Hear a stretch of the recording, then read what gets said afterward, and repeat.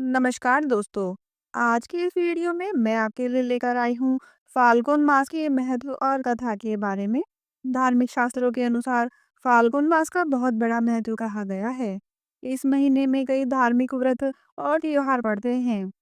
हिंदू पंचांग का अंतिम महीना फाल्गुन मास होता है और इस महीने में दो प्रमुख त्योहार पड़ते हैं जो कि महाशिवरात्रि और होली होते हैं। हिंदू धर्म के अनुसार अनेक देवताओं में से एक चंद्र देवता है। चंद्र के देवता भगवान शिव हैं और शिव जी ने चंद्रमा को अपने सिर पर धारण कर रखा है। अतः पुराणों की माने तो फाल्गुन मास चंद्रदेव की आराधना के लिए सबसे उपयुक्त समय होता है क्योंकि यह चंद्रमा का जन्म माह माना जाता है। फाल्गुन माह में भगवान श्री कृष्ण की आराधना का भी विशेष महत्व है। इस माह में विशेषकर भगवान श्री कृष्ण के 3 स्वरूपों की पूजा करना बहुत ही लाभदायक माना जाता है।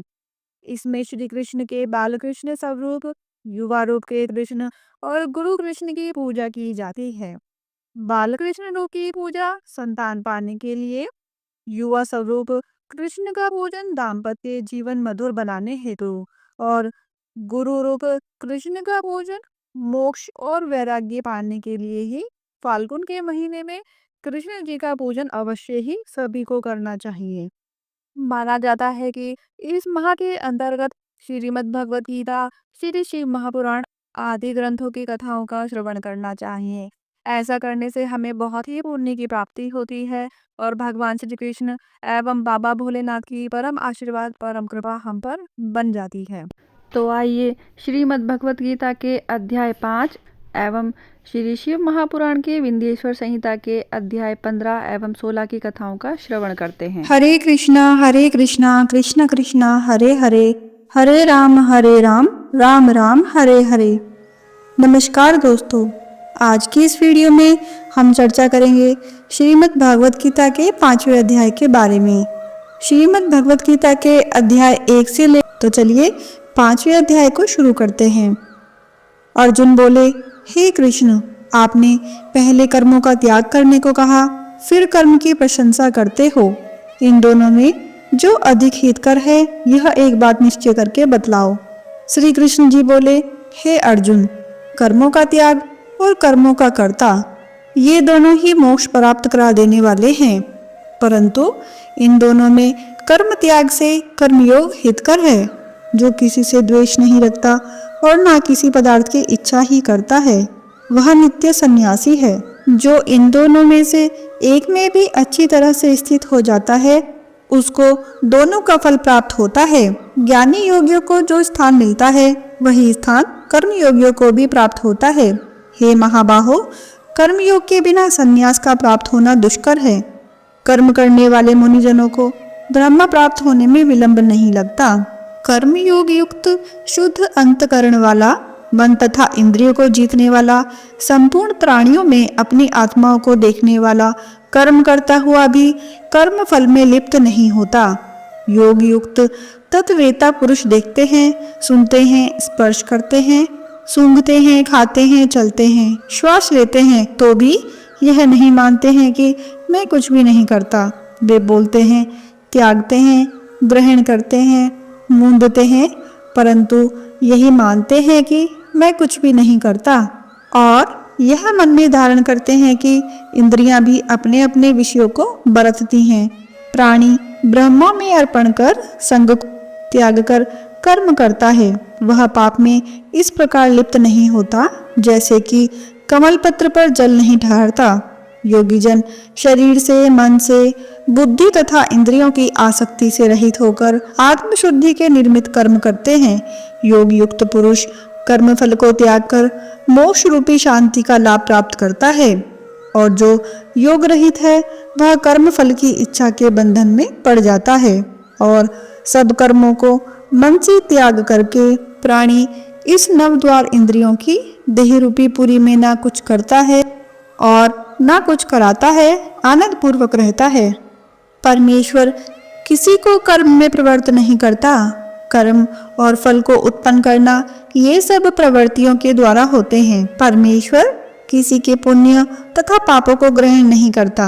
ज्ञान जो अज्ञान से आच्छादित है उससे जीव मोह को प्राप्त होते हैं, परंतु आत्मज्ञान के द्वारा जिसका अज्ञान नष्ट हो गया है उसका वह आत्मज्ञान परमेश्वर के रूप को ऐसा प्रभावित करता है जिस प्रकार सूर्य संपूर्ण संसार को प्रकाशित कर देता है।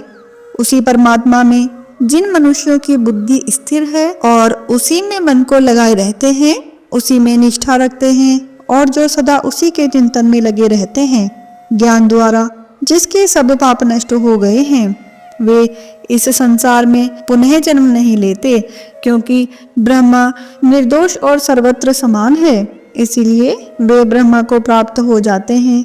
जो प्रिय पदार्थ को पाकर प्रसन्न और अप्रिय पदार्थ को पाकर खिन्न नहीं होते, ऐसे स्थिर बुद्धि वाले मोह रहित ब्रह्मा देवता को ब्रह्मा में स्थिर जानो।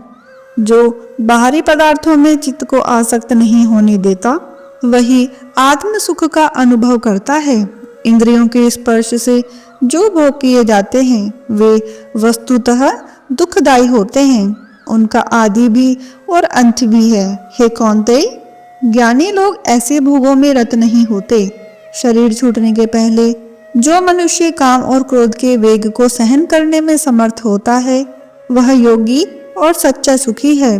जो योगी आत्म सुख से सुखी, अंतर आत्मा के आनंद से आनंदित और जो अंतर ज्योति से ही प्रकाशित है, वह ब्रह्म रूप होकर ब्रह्म निर्वाण को प्राप्त होता है। काम तथा क्रोध जिनमें नहीं है, मन के वेग को जिसने रोक लिया है, ऐसे आत्मज्ञानी योगियों को ब्रह्म निर्वाण सहज ही प्राप्त हो जाता है। बाहरी पदार्थों के संयोग से अलग रहकर दोनों भोगों के बीच में दृष्टि लगाकर नासिका के भीतर चलने वाली प्राणवायु तथा अपान वायु को सम करके इंद्रियों, मन और बुद्धि को वश में करके इच्छा, भय तथा क्रोध को त्याग कर मोह की इच्छा करने वाले योगी जन जीवन मुक्त हैं। जो मुझको सब यज्ञों और तपों का भोक्ता, संपूर्ण लोकों का स्वामी और सब प्राणियों को मित्र जानते हैं, उन्हीं को शांति प्राप्त होती है। बोलिए श्री कृष्ण भगवान की जय। आइए अब जानते हैं 5वें अध्याय का महात्म्य। श्री भगवान जी बोले, हे लक्ष्मी, अब 5वें अध्याय का महात्म्य सुनो। एक पगला नाम का ब्राह्मण अपने धर्म से नष्ट हुआ। वह कुसंग में बैठ मच्छी मांस खावे, मदिरा पान करे, जुआ खेले। जब उस ब्राह्मण का जाति से बहिष्कार कर दिया गया तो वह दूसरे नगर में चला गया और देवयोग से पिंगल नाम के राजा के यहाँ नौकर हो गया। राजा से दूसरे लोगों की चुगलियां क्या करता। जब बहुत दिन बीते तो वह धनवान हो गया और उसने अपना विवाह कर लिया, परंतु स्त्री व्याभिचारिणी आई। वह स्त्री को नित्य मारे। एक दिन उस स्त्री को बहुत मार पड़ी। तब उस स्त्री ने दुखी होकर अपने पति को विष दे दिया, जिससे वह मर गया। फिर ब्राह्मण ने तोते का जन्म पाया। कुछ काल बीते वह स्त्री भी मर गई। उसने तोते का जन्म पाया। तब वह फिर उस तोते की स्त्री हुई। एक दिन उस तोती ने तोते से पूछा, हे तोते, तूने तोते का जन्म क्यों पाया? तोते ने उत्तर दिया, हे तोते सुन, मैं अपने पिछले जन्म का हाल कहता हूँ। मैं पिछले जन्म में ब्राह्मण था, अपने गुरु की आज्ञा नहीं मानता था। मेरे गुरु बड़े विद्वान थे, उनके पास और भी विद्यार्थी रहते थे। गुरुजी जब किसी और विद्यार्थी को पढ़ाते थे तब मैं उनके बीच में बोल पड़ता। कई बार गुरुजी ने मना किया पर मैं नहीं माना। तब गुरुजी ने श्राप दिया कि जा, तू तोते का जन्म पावेगा। इस कारण मैंने तोते का जन्म पाया। अब तू कह, किस कारण से तोती हुई?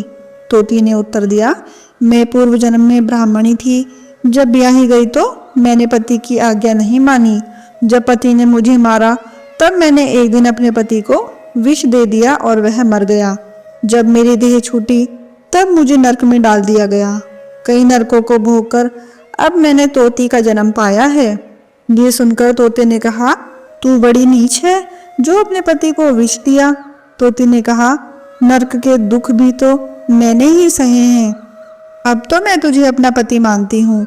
एक दिन वह तोती वन में बैठी थी। वहां पर एक गिद्ध आया। तोती को उस गिद्ध ने पहचान लिया और उस तोती को मारने दौड़ा। आगे आगे तोती, पीछे पीछे गिद्ध। उड़ते उड़ते तोती एक शमशान भूमि में थक कर गिर गई। वहाँ एक साधु की दाह हुआ था। साधु की खोपड़ी वर्षा के जल से भरी हुई थी। तोती उसमें गिर गई। इतने में गिद्ध आकर उस तोती को मारने लगा। उस खोपड़ी के जल से उसकी देह भीग गई और दोनों आपस में लड़ते लड़ते मर गए तथा अदम देह से छूटकर देवदेही हो पाई और विमान आए जिस पर बैठकर दोनों बैकुंठ को गए। वह खोपड़ी एक साधु की थी जो गीता जी के 5वें अध्याय का पाठ करता था। श्री नारायण जी बोले, हे लक्ष्मी जी, यह 5वें अध्याय का महात्म्य है जो मैंने तुमको सुनाया। बोलिए श्री लक्ष्मी नारायण भगवान की जय। आइए अब बाबा भोलेनाथ की कथाओं का श्रवण करते हैं। ओम नमः शिवाय। आज की इस वीडियो में हम चर्चा करेंगे श्री शिव महापुराण के विंध्येश्वर संहिता के अध्याय 15 एवं 16 की कथाओं के बारे में। तो चलिए श्री शिव महापुराण के विंध्येश्वर संहिता के अध्याय 15 की कथा का श्रवण करते हैं। बोलिए गणेश महाराज की जय, बाबा भोलेनाथ की जय, माँ भगवती अम्बा पार्वती की जय। विंध्येश्वर संहिता 15वां अध्याय। इस अध्याय के अंतर्गत हम जानेंगे देव यज्ञ और देश काल पात्र विवेचन के बारे में। ऋषि बोले, हे सर्वार्थ वित्तम सूत जी, अब आप पूजा के योग्य देश काल को बताइए। सूत जी बोले, देव यज्ञ आदि कर्मों में शुद्ध ग्रह बराबर फल देने वाला होता है। उससे 10 गुना गौओं को बांधने की जगह, उससे 10 गुना जल का तट, उससे 10 गुना बेल, तुलसी, पीपल की जड़, नदी, तीर्थ का तट, सप्तगंगा का तट जिसमें गंगा, गोदावरी, कावेरी, ताम्रपर्णा, सिंधु, सरयू, रेवा, ये 7 नदियाँ सप्तगंगा कहलाती हैं। इनसे 10 गुना फल समुद्र का तट और उससे 10 गुना पर्वत की चोटी पर पूजन करने से होता है। और सबसे अधिक फल तो वहाँ जाने जहाँ की मन रमे। सतयुग में यज्ञ दान आदि से पूर्ण फल की प्राप्ति होती है। त्रेता में तिहाई, द्वापर में आधी, कलयुग में चौथाई और आधे से अधिक कलयुग बीतने पर इससे भी कम फल प्राप्त होता है। परंतु शुद्ध हृदय से किया हुआ कर्म या पूजन बराबर फल देने वाला होता है। इससे 10 गुना फल रवि संक्रांति के दिन और उससे 10 गुना तुला और मेष संक्रांति में तथा चंद्र ग्रहण में उससे भी 10 गुना फल की प्राप्ति होती है तथा सूर्य ग्रहण में तो उससे भी 10 गुना फल प्राप्त होता है, क्योंकि यह उत्तम और पर्व काल है। इस समय जब आदि करना समयोचित होने से पुण्यदायक है और ऐसे समय सत्पुरुषों की संगति करने का फल करोड़ सूर्य के समान है। तपोनिष्ठ, ज्ञाननिष्ठ और योगी यति पूजा के पात्र हैं। ऐसे समय में जो इनकी पूजा करता है उसके पाप क्षय हो जाते हैं। फिर वह ब्राह्मण भी पूजा का पात्र है। जिसने 24 लाख गायत्री का जप किया हो वह संपूर्ण फल और भोग का दाता है। वह अपने दाता की पापों से रक्षा करता है, क्योंकि गायत्री का यह महात्म्य है कि वह अपने गान करने वाले की पाप से रक्षा करती है। इसी से वह गायत्री कहलाती है। गायत्री के जप से शुद्ध हुआ ही ब्राह्मण शुद्ध है। वहीं सब प्रकार से योग्य पात्र है। नर नारी आदि जीव कोई भी हो जो भूखा हो वही अन्नदान का पात्र है। इच्छा वाले को देना ही अभिष्टदायक है। मांगने पर दिया तो आधा फल, सेवक को दिया तो चौथाई फल, और यदि ब्राह्मण दीन हो तो उसे देने से 10 वर्ष का फल प्राप्त होता है। ब्राह्मण तो जाति से ब्राह्मण ही है। यदि ब्राह्मण वेद पाठी है, गायत्री के जाप से युक्त है तो उसे दान देने से वैकुंठ की प्राप्ति होती है। शिव भक्त को दान देने से कैलाश की और सभी प्रकार के दान जिस उद्देश्य से दिए जाते हैं उससे उसी प्रकार के फल प्राप्त होते हैं। जैसी भी हो, थोड़ा या बहुत, देवोपरण बुद्धि से किया हुआ दान अनंत भोग देता है। मनुष्य को तप और दान ये दोनों ही सर्वदा करने चाहिए। देवताओं की तृप्ति के लिए सभी भोग देना चाहिए। ऐसा करने से उत्तम जन्म मिलता है, सभी भोग मिलते हैं। ईश्वर अर्पण बुद्धि से दान करें तो मोक्ष मिलता है। इस अध्याय को पढ़ने सुनने से धर्म बुद्धि उत्पन्न होती है और ज्ञान की सिद्धि होती है। इति श्री शिव महापुराण विंध्येश्वर संहिता का 15वां अध्याय समाप्त। बोलिए मेरे बाबा भोलेनाथ की जय, माँ भगवती अम्बा पार्वती की जय। विंध्येश्वर संहिता 16वां अध्याय। इस अध्याय के अंतर्गत हम पार्थिव पूजन और उसके फल क्या होता है उसके बारे में जानेंगे। ऋषि बोले, हे सूत जी, आप हमें उस पार्थिव पूजन की विधि बतलाइए जिससे सभी अभिष्ट सिद्ध होते हैं। सूत जी बोले, आपका प्रश्न बड़ा उत्तम है। आप सुनिए, मैं कहता हूँ। हे महर्षियों, मिट्टी से बनाई हुई प्रतिमा का पूजन करने से पुरुष हो या स्त्री सभी के मनोरथ पूर्ण होते हैं। इसके लिए नदी, तालाब, कुआं या जल के भीतर की मिट्टी लाकर सुगंधित द्रव्य के चूर्ण से उसका शोधन करें और अच्छे मंडप में बैठकर दूध डालें, अपने हाथ से सुंदर प्रतिमा बनावें। फिर पद्मासन से स्थित होकर उस पार्थिव प्रतिमा का आदर से पूजन करें। गणेश, सूर्य, विष्णु, पार्वती, शिवजी की मूर्ति और शिवजी के शिवलिंग का तो ब्राह्मण सदैव पूजन करे।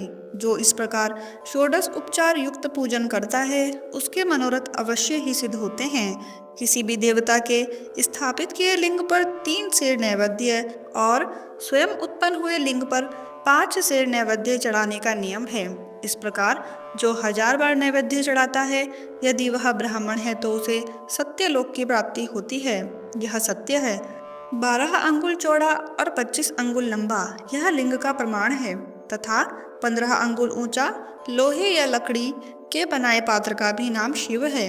ऐसे लिंगों की पूजा महापूजा कहलाती है और इनके अभिषेक से आत्मशुद्धि, गंध चढ़ाने से पुण्य प्राप्ति, नैवेद्य चढ़ाने से आयु और तृप्ति, नैवेद्य चढ़ाने से आयु और तृप्ति तथा धूप देने से धन की प्राप्ति होती है।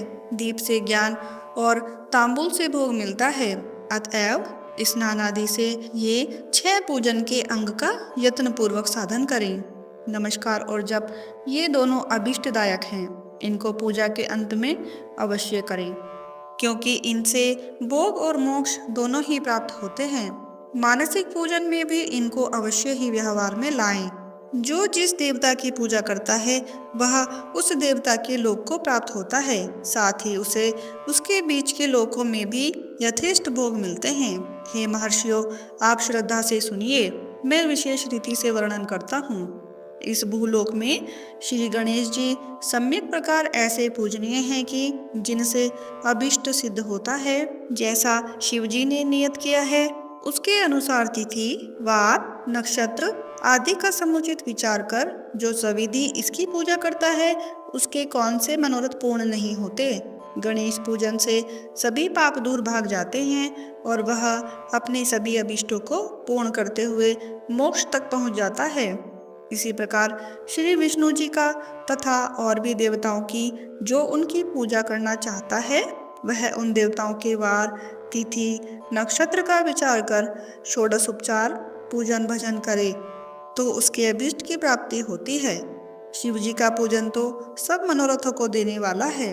जो आद्र नक्षत्र में और महाआद्रा में माघ कृष्ण चतुर्दशी को शिव जी का पूजन करता है उसकी आयु बढ़ती है, मृत्यु हरण होती है और सर्व सिद्धि की प्राप्ति होती है। ऐसे ही और भी नक्षत्रों, महीनों और वारों में शिव जी की पूजा का अद्भुत महात्म्य है। शिव जी का भजन भोग और मोक्ष को देने वाला है। वारों के हिसाब से कार्तिक मास में देवताओं का यजन विशेष फलदायक होता है। विद्वानों को उचित है कि वह इस महीने में सब देवताओं का यजन करें। यहाँ पर यजन का मतलब वेदों के द्वारा अनुष्ठान बताया गया है। यम नियम से दान, तप, होम और जप करें क्योंकि कार्तिक में देवताओं का यजन सर्वभोगप्रद और सर्वव्याधि हरता है। कार्तिक मास में रविवार के दिन जो सूर्य की पूजा करता है और तेल तथा कपास का दान करता है उसको यदि कुष्ठ रोग है तो वह दूर हो जाता है। इस प्रकार शिव जी की पूजा के अनेक विधान हैं। जो अपने मन को या जीवन को शिव जी को अर्पण कर देता है उसे शिव जी सामुज्य मुक्ति प्रदान करते हैं। योनि और लिंग इन दोनों स्वरूपों के शिवजी के स्वरूप में समाविष्ट होने के कारण शिवजी जगत के जन्म निरूपक हैं और इस नाते से जन्म की निवृत्ति के लिए श्री शिवजी के जन्म पूजा का अलग विधान भी है। जैसे अखिल जगत बिंदु नादात्मक है, जिसमें बिंदु शक्ति है और नाद नाम शिवजी का है। बिंदु का आधार नाद है और जगत का आधार बिंदु है, अतः ये दोनों ही जगत के आधार हुए। बिंदु देवी और नाद शिव है, इसी से यह दोनों शिवलिंग इस नाम से कहे गए। अतः जन्म की निवृत्ति के लिए शिवलिंग की पूजा करें। देवी रूप माता बिंदु और शिव रूप पिता नाद हैं। पूज्य माता पिता की पूजा करने से निश्चय ही परमानंद प्राप्त होता है। जिसे परमानंद की इच्छा हो वह शिवलिंग की पूजा करे। जैसे जो पुत्र माता पिता की सेवा करता है उस पर माता पिता कृपालु रहते हैं, वैसे ही शिवलिंग माता पिता के इस मुख्य रूप को जानकर उनकी पूजा करें। हे मुनि पुंगवो, जैसे भर्ग भर्गा अर्थात पुरुष और प्रकृति ये ही दो जन्म के मुख्य हैं, वैसे ही शिवलिंग भी है। पुरुष से प्रकृति में मेल ही जन्म कहलाता है और प्रकृति से व्यक्त हुआ तो दूसरा जन्म कहलाता है। अतएव जंतु पुरुष से ही जन्म और मृत्यु बारंबार प्राप्त करता है। माया से जन्म, जन्म से जीर्ण और इसी से जीव नाम पड़ा। जन्म होते ही यह फांसी में बंध जाता है और इसी से इस जीव शब्द का यह अर्थ हुआ। अतएव जन्म की फांसी से छूटने के लिए जन्मलिंग की अच्छी तरह पूजा करें। भ से भग प्रकृति का नाम पड़ा और यह प्राकृत शब्द मात्रा आदि से प्राकृति तथा इंद्रिय और भोजन से भग का यह भोग ऐसा शब्द हुआ। अतः मुख्य भग तो प्रकृति और भगवान श्री शिव जी भगवान कहे गए। इस प्रकार ये ही भगवान भोग के दाता हैं और कोई भोग को देने वाला नहीं है। भग के स्वामी भगवान ही भर्ग हैं और भग के सहित लिंग और लिंग सहित भग ही यहाँ और वहाँ नित्य भोग के लिए हैं। इसीलिए श्री भग वाले महादेव शिवलिंग की पूजा करना योग्य है। शिव भक्ति के मिलाप का नाम लिंग है।